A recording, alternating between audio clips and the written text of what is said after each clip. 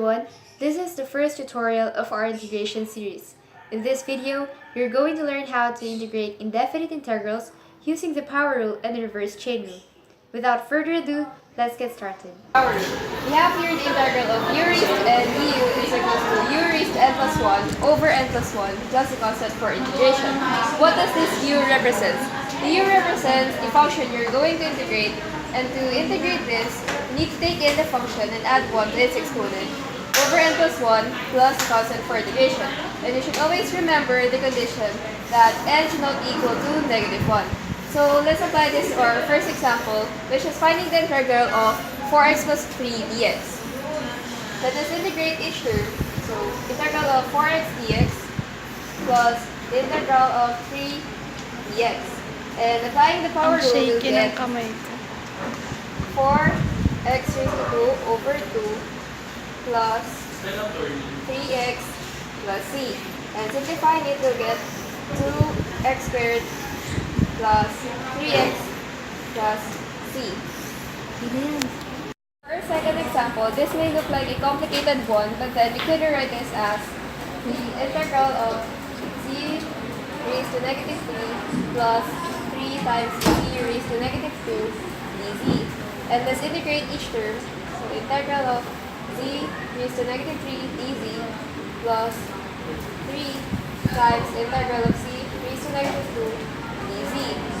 So let's apply now the power rule, and we'll get z raised to negative 2 over negative 2 plus 3 times z raised to negative 1 over negative 1 plus c.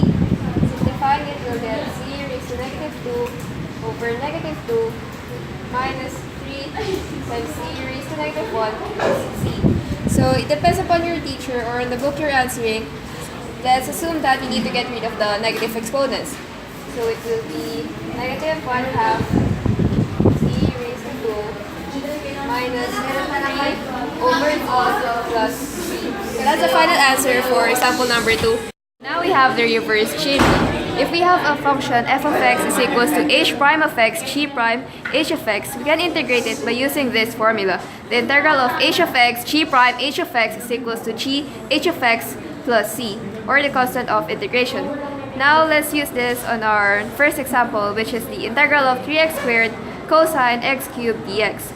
The trick here is to see that the cosine is being multiplied by the derivative of the function inside it, which is the x cubed.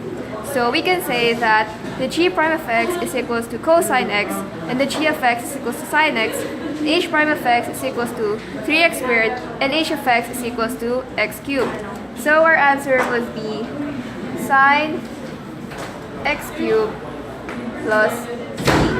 And that's the final answer for the first example. Now for our second example will be the integral of sine square root of x over 1 over 2 square root of x. So our h prime of x would be 1 over 2 square root of x, and our h of x is the square root of x. And the g prime of x is equals to sine x, and the g of x is equals to negative cosine x. The x here represents the square root of x. So using or applying the reverse chain rule, we'll get the answer of negative cosine square root of x plus